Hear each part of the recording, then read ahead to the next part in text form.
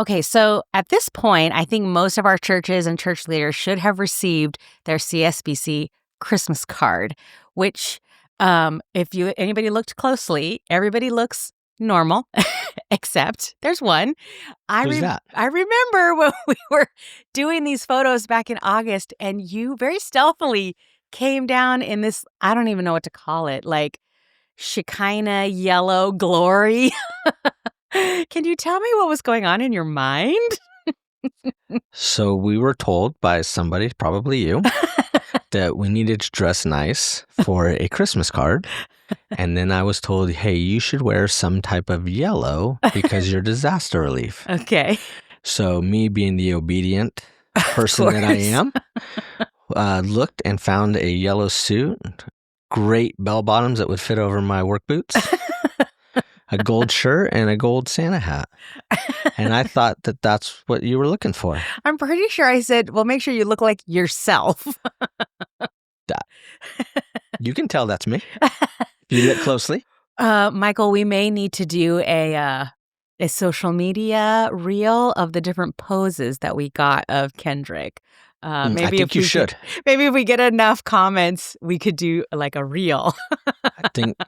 I think that would be all I remember is when I came down for the picture, you were laughing and just told Michael, just keep shooting, just keep shooting.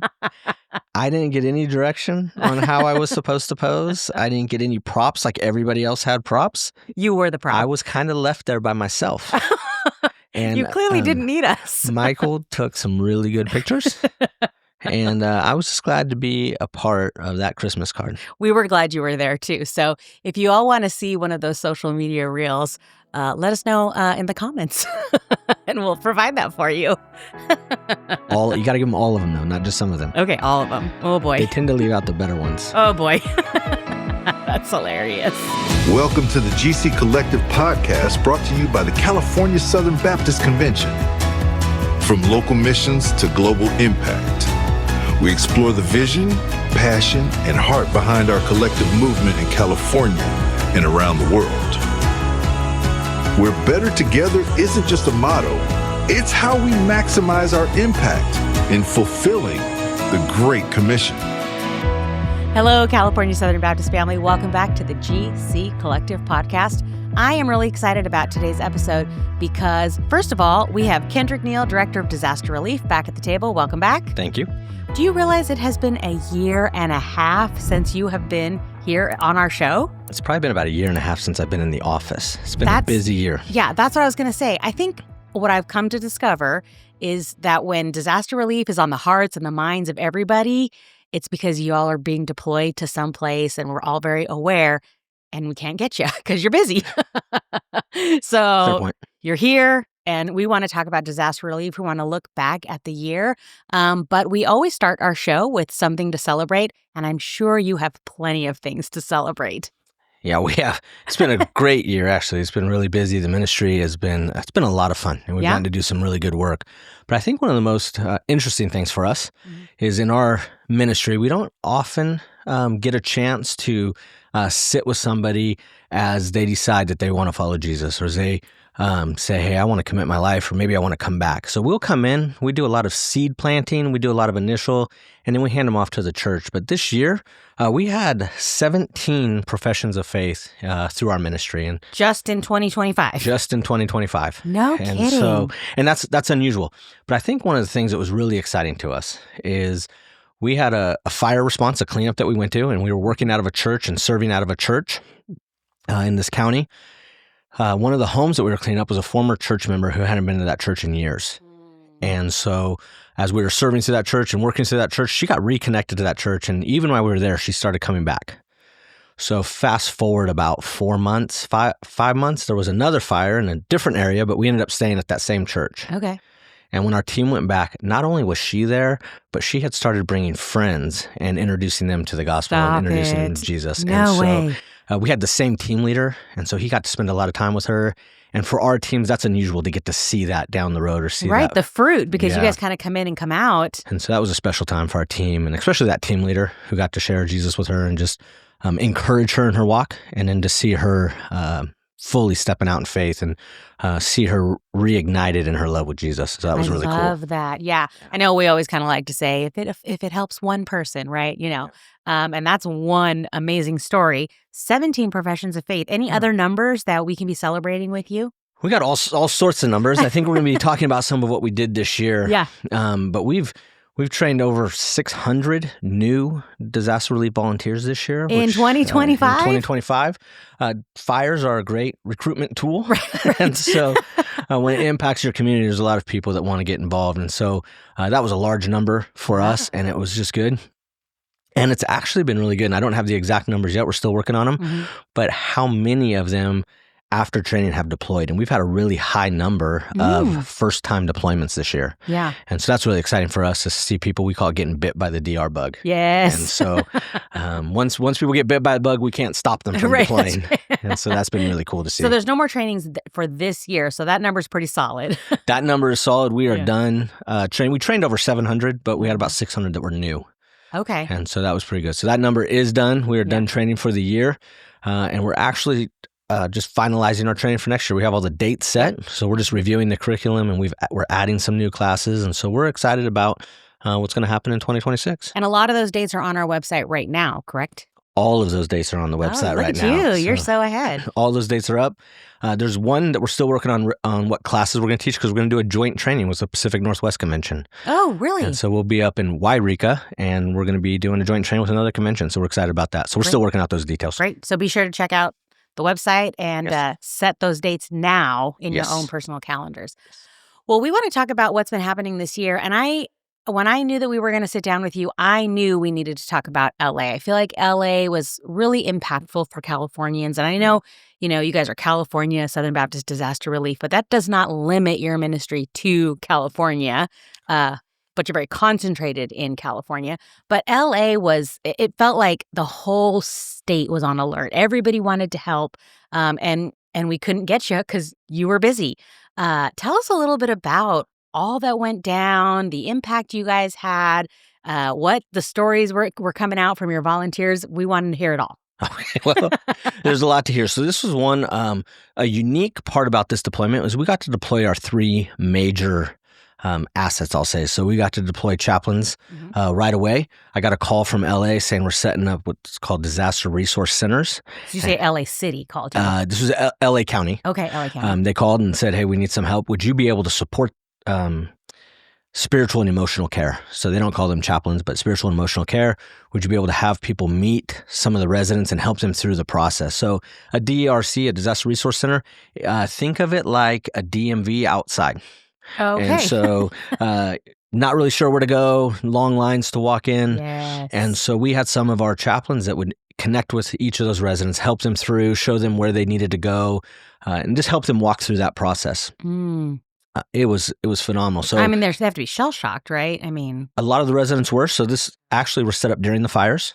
And so I got called and asked if I could support that. And I said, absolutely, when do you need them? And they said, we're opening up in 2 hours. And so I called our chaplains in LA, and every disaster resource center, our chaplains got there before they did, and we're waiting on them to set up. No kidding. So we had chaplains that deployed within 2 hours. And just to tell you a little bit about our volunteers, I would call them and they had good questions like, where am I staying and where am I going to eat and things like that. And I said, I don't know. We'll work that out. I just need you to get there. Okay. And they're like, all right. And they all went there and we had it all worked out by that night. And so we just had a really good, and we stayed in there. So we had chaplains deployed. Sometimes we had 18 to 20 chaplains deployed a day. But we had them deployed at every disaster resource center throughout that fire. So for about 2 months. There was more than one. There was more. So there was one for each of the main fires. There was 4 main fires there. Right. And then they consolidated down to 2. But the whole time during the fires and long after the fires into April, they had disaster resource centers, and we had them staffed with our chaplains. That must be a real testament to the reputation of disaster relief.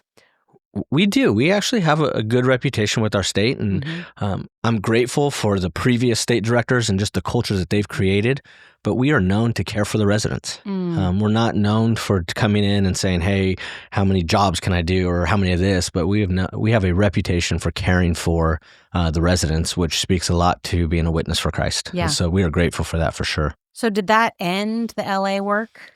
No, that was just the start of it, right? Okay. So we had chaplains there the whole time, but then we got to transition into feeding. And so there was the Eaton Fire, which was like Pasadena and Altadena area. And so they had a shelter. And so we were providing meals for both those, lunch and dinner for both of those shelters at a time. So we got to do that for an extended period of time. We got to actually provide meals for some of the first responders and then some of the government workers that were working in the disaster resource centers. So we got to support those who were supporting the residents. So it was a great time of doing meals. We did over 10,000 meals in the LA area. Whoa. And then when they finally opened up the fire zones and it was safe for people to go in, we got to do cleanup. And so we had cleanup teams that were there.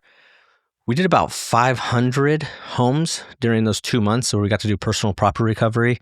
We have continued to do work in LA. We're up to about 525 homes that we've gotten to meet with residents, pray with residents. Every single one of those homes, we got to pray with the resident except for 2. There was just 2 where the resident said, thanks, but no thanks. Okay. Thanks for your help. But that was okay. And that's no problem, yeah. That's we got to care for them and they got to see Jesus. And so I mean, it's not like you weren't praying for them still. we didn't get to pray with them. Right. And so just an incredible time. Now, what was really interesting, you talked about how there was a focus for California. There was a time that was a focus for the country. Yes. And so we were getting lots of requests. So not only did we have California volunteers, but one thing that was really interesting is a lot of state conventions. And this is the Southern Baptist Network that just makes you grateful for the network that we have. We had state conventions. I'm not going to say all of them, but I can say many of them wrote large checks saying, hey, we know you don't need people. We know you need money. I know you've talked to the foundation. And one of the things I heard them say is sometimes money is the only thing that will do. And just with food, you can imagine making 10,000 meals, how much money that is. We never had to turn down a ministry opportunity for lack of funds. And that was the Southern Baptist family, both inside California and the other state conventions that were just, we know you're going to need this. Tell us what else you need. Yeah. We also had 12 state conventions. And so 14 states, some of those are joint states, but we had 14 states send volunteers to help support. Really? And so we had teams doing cleanup. We had them doing chaplain work for us. We had them doing feeding. Arizona and Texas both saw that the feeding requirement that we had was heavy, and both their state conventions called and said, hey, we're going to send a whole team out to you. Is that because we don't have enough volunteers or? We got a lot of volunteers. Yes. We had a lot of work. And so there's kitchen management. There's things that we have to do and provide and certifications we have to have. And so we are limited in those numbers. We had enough kitchen managers, but it was nice to give our team a break. Say, hey, you guys got a week break or a 2-week break.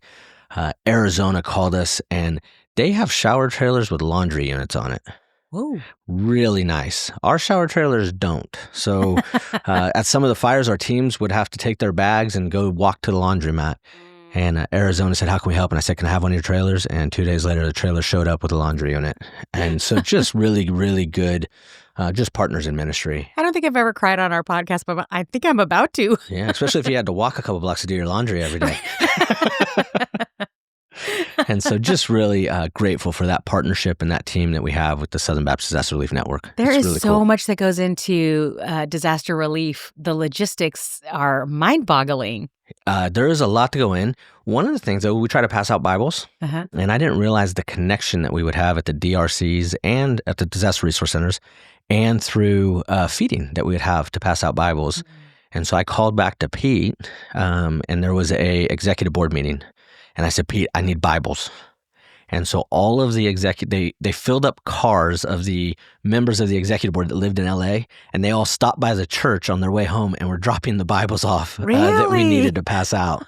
And so that was really cool. I mean, Francis was a staff member. He was down here, but he showed up with his truck his car just filled with Bibles. Amazing. And it's even better now as we passed out those Bibles. And Amazing. So for many people, it was the first book that they got to restart their library.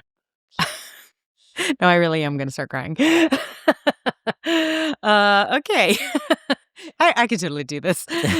So was that the end of the LA ministry? Well, in April, so we had an incident command there where we had people living down there for about 3 months, or 98 days. And so I was there when we put up day 1 sign, and I was there when we took down the day 98 sign. Oh. And so we disbanded our incident command because now we didn't have multiple teams. We just had single teams there, and a blue cap was managing that.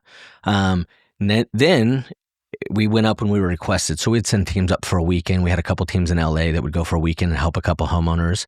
So just 2 weeks ago, the weekend before Thanksgiving, we actually had a feeding team that was doing meals for about 400 residents in a long-term resource fair. So residents that are still trying to work through the process, residents that are still trying to figure out what resources are available, they had a fair for them, and we had the opportunity to provide the meals for those residents. Those fires were in January, right? They were in January. This is a whole year. This is a whole year. That is faithful service. There is, and there's also the community. You really got to give it to the communities. And so these are communities that stood up, organizations that are looking out for each member, and they're trying to make sure that nobody gets overlooked and nobody falls through the cracks. So they do these long-term recovery fairs, and it's this opportunity just to see where people are and make sure that they are getting the resources that are available to them. And so it's just a neat and exciting to be asked to be a part of that and then be able to support and see those residents. Yeah, really. So not done. We are not done. We are standing by and willing to help. We are California. Yeah. And so any way we can help them, we're going to continue to support those residents physically and in prayer as we always do. Yeah. Well, I know that you guys were actually gone in several different locations. LA kind of took the focus, but tell us a little bit about where else our DR teams have been serving in 2025. Okay, so outside of LA. Oh, well, yeah. So we had 15 incident responses that we have done this year outside of LA. So total 16, but if you remove LA, we've had 15 incident responses. 3 of them were international. So we sent teams to Canada. I don't know if you know, there's a fire up in Saskatchewan. And so we actually sent 2 teams to go and be advisors to Canadian DR and help them with connections, help them know who to connect with and what to get set up. And one of those guys is still acting as an advisor to the team leader up there. So a California DR. California DR guy from San Diego. Are we Diego. like the experts when it comes to fire? Yeah. I mean, just by practice and what we do, we are the expert. We do our best and people think that we do it well. So we are learning every step of the way. We have such good volunteers that are plugged into the community. We have volunteers that have taken this to heart. And we have volunteers that are figuring out how to do fire relief so they can minister to people. Right. And so it's really cool to have that group. So yeah, we went up to Canada to help with that. We also sent a team of chaplains to Moldova. And so they went into Ukraine. And they are working still with refugees, and they're helping to encourage and train and equip pastors to care for the influx of refugees that they are still seeing and how to care for their people while at the same time taking care of themselves. So this is the second trip of teams, or the second team we have sent there, and it looks like we may be doing some more. It's interesting because Ukraine, that started much longer ago than the LA fires. Wow, in my mind, I think sometimes you think there's a disaster, DR goes in, and then, we're done. But that's really not how it works. No, we spend a lot of time there. There's still DR support going on in Hawaii after the Lahaina fires, if you remember those. Yeah. But just so you know, even disaster relief gets like that. So during the LA fires, just a short story, I would try to about every 7 to 10 days, I would send out a summary to the other state directors, just letting them know what's going on, letting them know where I needed help, just letting them know what was going on so they could prepare their teams to help. And oftentimes I would get an email or a text back from 30 or 35 of the state directors. Hey, praying for you. Hey, do you need a shower trailer? Hey, do you need this? Hey, we can help with this. And then one time I sent that letter and I didn't get any response. Oh. And so I checked my email to see if I sent it. And I saw I had sent it. So I called one of my friends. It's a state director in another state. And I called him up and said, hey, I sent this email out and I didn't get a response. I didn't get one response back. Did I say something wrong or did I offend somebody? And he said, no, there's flooding in this state.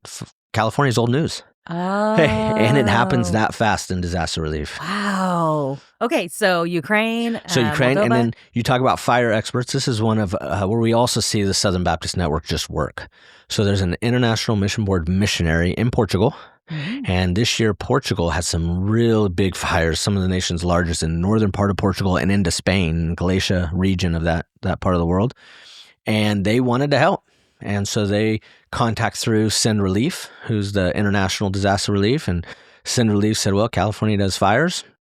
And so they put us in contact with that missionary, who actually, I have a personal relationship with. No kidding. Our church is partnered with that church and that missionary and previous missionaries. And my wife and I actually last year went out and helped them with a Thanksgiving meal. And so fascinating how God works. Yes, that is fascinating. So he calls, we get in touch with each other, we talk, and you don't really, where do we start? And so we had discussions on the phone, which, long story short, I ended up flying out there, meeting with the missionary. He took me up to the fire zone, and we kind of met with pastors and asked them about response and how we could help support them. And it was just a really great time of encouraging pastors. And I heard a pastor, when we asked him how he supports the fires, he said, well, we've never thought about that. And he goes, they happen every year. I guess it's time we think about that. Whoa. And so we started a partnership with him. I met with the missionary. We went back to his town in Lisbon, and we sat down and we were just kind of doing an outline for some training and how we could do. What they want to do is they want to train the local churches. They don't want our volunteers to come. Right. So we're working on curriculum to help train the local churches to respond in disaster relief in their community. And so that relationship is ongoing. We're still working back and forth.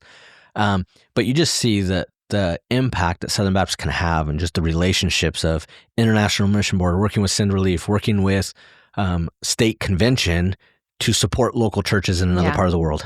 Well, it's really interesting to me because the more I talk to you and see and learn about disaster relief, the more I realize it's so much more than just chopping down trees or digging for recovery items. Writing curriculum. Yeah. There are curriculum writers who don't see themselves as part of DR, and they are needed because they can help. They are needed. They can help. Yes. We need all sorts of things. Right. As we go, and like I said before, I cannot say enough about our volunteers. We have the best volunteers in the world. Yeah. It's a unique bunch of group. Sometimes people call us a cult. We're not a cult. We love Jesus. We're just a bunch of people having a great time serving Jesus in unique ways. Cult within the Southern Baptists? I'm not gonna lie. We've been referred to that. Some of them are DR volunteers, but we just a unique. It's a ministry. It's not Vacation Bible School. It's not children's ministry. It's often a ministry that we don't think about, and we need mechanics and electricians and plumbers, guys that love chainsaws. But here's the thing that we also need: people that love Jesus. Right. Because the disaster relief is really just the price of admission to share the gospel with somebody. And people can see that we care. We get asked that question all the time. Why are you doing this? And what a great question, right? When somebody asks you why you're doing something and you get to tell them because I love Jesus. Right. And you get to share with them what Jesus has done in your life and what Jesus can do with their life. You can tell them about this wonderful and loving God. I always find we get a better response when they ask us a question and they want the answer. Right. And when that answer is Jesus, and I'm not just saying that because it's Sunday school, I'm saying that is legitimately Jesus is why we're doing what we're doing. Yeah. It really makes it a unique time. Any other noteworthy deployments? They're all noteworthy, right? We're all serving Jesus. Of course. Up and down California. So we've been in Tuolumne County after the complex fires. We've been in Mariposa. We've been up in Lake County. So we have just been, we've been down to Riverside County. We've been all over. I think when we looked it up this year, and so we're recording this in November, we've had teams deployed for over 8 months to some part of the world. We've been in New Mexico for a couple. New Mexico has been flooding, so we had 2 different deployments, 2 different flood sites that we went to and responded to New Mexico. And so it's a busy time, and I just praise God that we have people that love serving Jesus in this way. It's a great ministry. Well, it really goes to show why we need as many DR volunteers to be, what's the word, credentialed or trained? Trained. We say trained volunteers. Yeah, trained volunteers. I mean, because you can't just show up. We know that. You shouldn't just show up. But I also want to use this time to tell you that we're not the gatekeepers for disaster ministry, right? So what we do is we train volunteers to work in areas that there are training and certifications needed. But if there's a disaster in your community, I want to encourage that church to serve. In LA, we saw this so many times. One of the churches we got to see was Abiding Church. And you talk about a church just loving their community and figuring out what they can do and serving their community. Yeah. Is that Trenton Mueller's? That is Trenton Mueller's church. And just doing a fabulous job of being the church in their community. And so if we can, we love to support them and encourage them what they're doing. We want the church to be the church. What we try to do is train people to be equipped in areas that require certification. So spiritual and emotional care, you need to have training. Feeding, you need to have training. Cleanup, there's requirements you have to do cleanup in the state of California. Originally, when this happened, the California Volunteer Organization Active in Disaster, they made the recommendation to the state on who could work in fire sites and be cleaned up, and Southern Baptists were one of 2 organizations that they pointed to. Really? And so if you weren't one of those organizations, you would be asked to leave if you were doing cleanup. And I'm assuming that happened. It did. So there were some other organizations that came in, and so that number grew to, there's probably about 5 organizations that they would recommend or said, hey, these people know how to do this. They're trained. They can do it safely. You know, one of the things that I really do appreciate about disaster relief, and I don't think we get to talk about it very much, so I'm going to ask you, tell our listeners about the way you see the role of the local church when a disaster happens around the church. You know, DR does come in, but the church is critical, is key for your ministry. Yeah, absolutely. Our intent is to work through the local church. The church is so important to the ministry that we're doing. We see the church is going to be the one that's going to stay there. They're going to be there long term. They're going to be the one that are discipling people. They're going to be the one that are baptizing people. They're doing long-term discipleship with them. And so it does us zero good to come in, say, hey, we saved the day, and then leave. Anybody that we help, we want to get them connected with the local church. We want to work through the local church. We want Jesus to be the hero, right? And we want that local church to be the organization that's going to disciple these people, be connected to these people. We know we're leaving. Yeah. And so to us, the church is the tip of the spear. They're the front of the fight, and we are a support asset to them. So in the Marines, that's what we'd say. We'd say they're the infantry, right? They're the tip of the spear. They're the ones in the fight, and we see ourselves as a support to them and how we can help them, and we want to partner with them. We try to get the pastors, and when we were in LA, we had several churches, and we could get disaster relief credentials for pastors, and we wanted the pastors to come and go with us and meet the homeowners and see their community and being connected with them. And many of the pastors did, and they got to see homeowners. One of the things that was interesting when we did that, we took a pastor of a church that we were staying at, and it just happened to be a day he came out. We went to a home, and the home that we were working on and the family that was there was actually an elder of a church that church had planted. Really? And so they got to see, and it was just a good time to see those 2 elders, the pastor and the church planter elder, just to get to spend some time together in prayer. And that was just by chance. That was the day he came out on. Just by chance. Yeah, we serve a good God. There are stories like that over and over and over again in LA, and it is just a blessing to God is working. Yeah. And it's a tremendous blessing to know that, like, I think God is blessing what we're doing. I know. Right? I love those little moments in life. You're like, oh, the Lord, this is a confirmation. Yes. Yeah. Well, so as our listeners right now are mainly church leaders, not necessarily just pastors, but those who serve in the church, what is the next thing that someone could be doing if they're kind of sparked with an interest? Oh, this is a great idea. So if you're a pastor, right, if you're a church leader, I know that it is not practical to put yourself in a position where I'm going to call you on Friday and say, hey, in 6 hours, I need you to be here, and you got to find somebody to preach on Sunday and all of that stuff. I know that is difficult.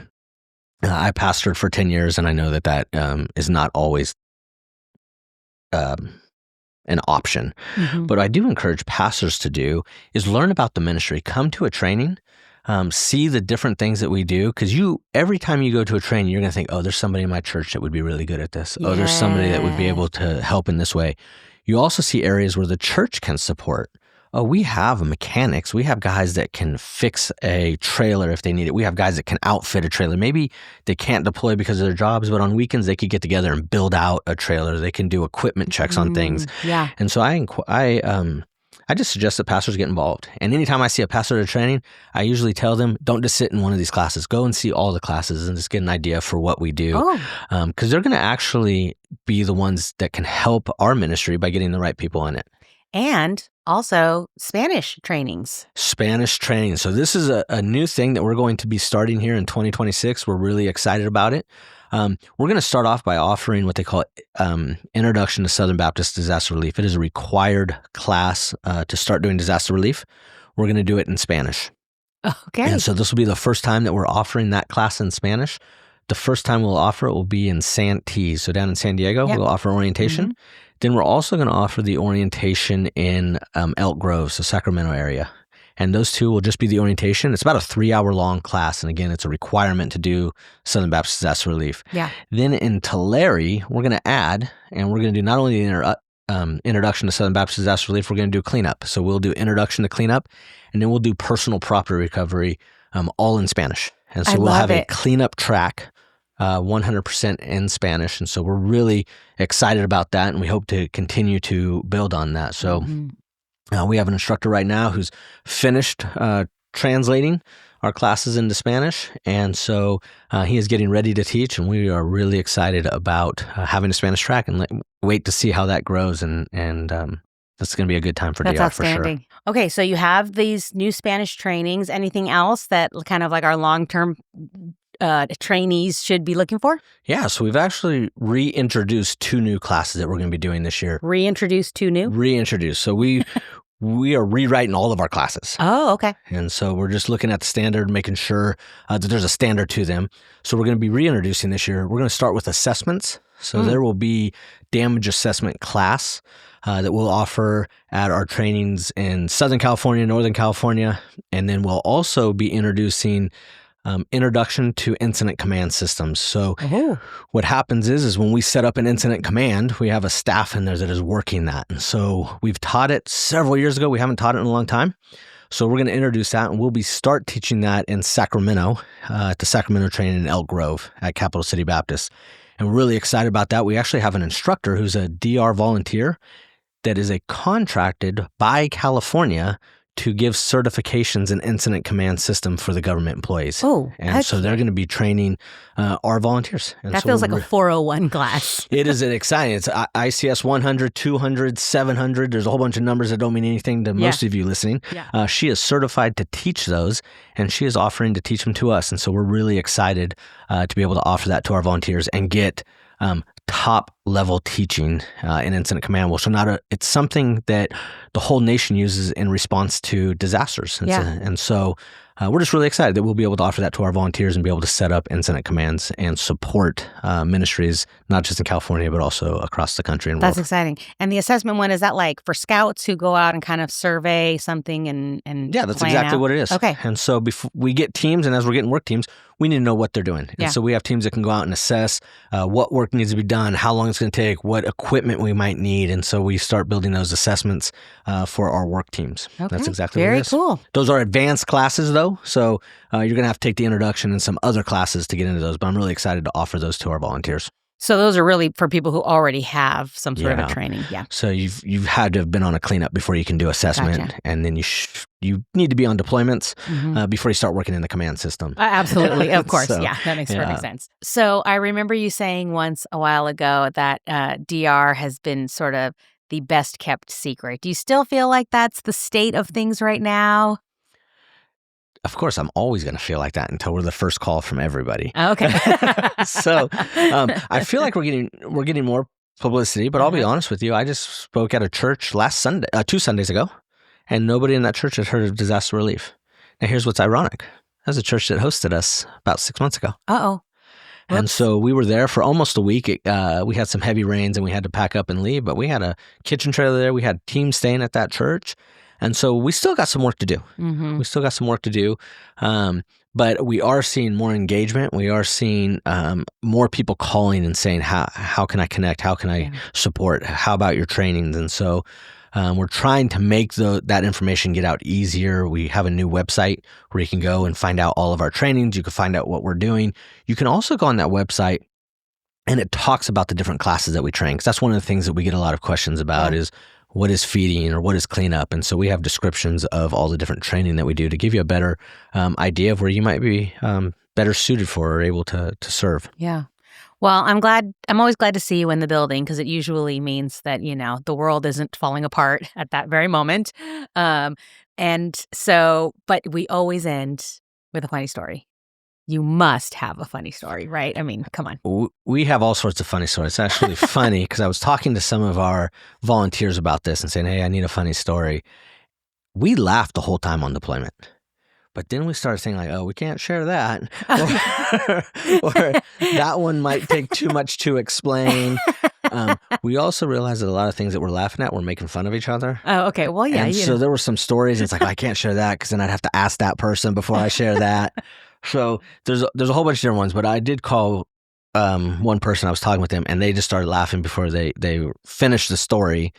And so I figured I would share this story. Okay. I'm ready. So I don't know if you don't know me, you might not know that I drink a lot of coffee. And if you do know me, you know that's a truth. You do have a nervous energy, and so that's the picture's coming in clearer. Well, the coffee takes away the edge. Oh. You should see me without coffee. But I am known to drink a lot of coffee. So some places stop brewing coffee at 10 in the morning. DR deployments, we have coffee going 24 hours a day, and we're constantly refilling it. So anyway, I got a coffee addiction. Okay. We can say that. And we were in Hawaii, and I was with Janice Moore. Many of you know Janice Moore. She's on the executive board. Everybody knows Janice. She is she's one of our wonderful volunteers. Yes. And so she was driving me. We were in Hawaii. We were going from one site to another site. I don't even remember where we were going, to be honest with you. It might have been the airport or something. And so we're walking out to the car, and there was a table there that had drinks on it. So it had sodas or chips. And then it had a coffee bottle that almost looked like a milk carton type, those plastic.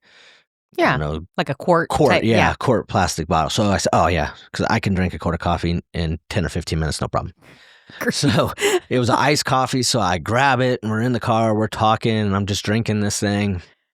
And it was a Dunkin' Donuts coffee. Well, everybody loves Dunkin'. I love Dunkin' Donuts coffee, right? It's really good.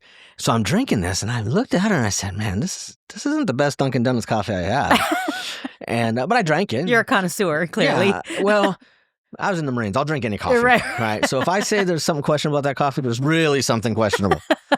So I'm drinking it, and I'm not even thinking about it. I drink the coffee. I set it down, and before I get out of the car, I was like, we got to go get some real coffee. That wasn't good. And I go into wherever we were, and I remember I come back, and Janice is laughing. Okay. And I said, hey, Janice, what's so funny about this? Yeah. And she picks up the container and says, this is coffee concentrate. You just drank like a quart of coffee concentrate. That thick? Which explained why that was a little bit off for Dunkin' Donuts. Didn't it feel syrupy or something? I told you, I was in the Marines. We didn't complain. Right? There's coffee, we drank it. And you were going to drink more coffee after drinking the concentrate? Yeah. I don't. We were just getting started. It was early. It was only like noon or something. I am not a coffee drinker. So drank a quart of Dunkin' Donuts coffee concentrate. And you must have been sweating coffee. No, didn't even. Just the taste was bad. I was ready to move on to the next cup. That is bananas. So, that was the one that was approved for sharing with the world.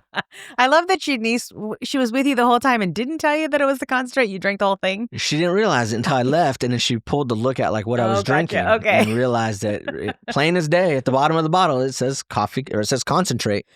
I just wasn't paying attention. Okay, well, good. So we need more volunteers to make sure that Kendrick doesn't poison himself on caffeine during deployment. Thank you so much for all that you do to hold up the disaster relief ministry here in California, in the nation, and around the world, clearly. Be sure to check out the website. Look at those trainings for disaster relief for 2026. They're all there. Mm-hmm. As always, we have an email address, podcast@cspc.com. Thanks for listening, everybody. Bye.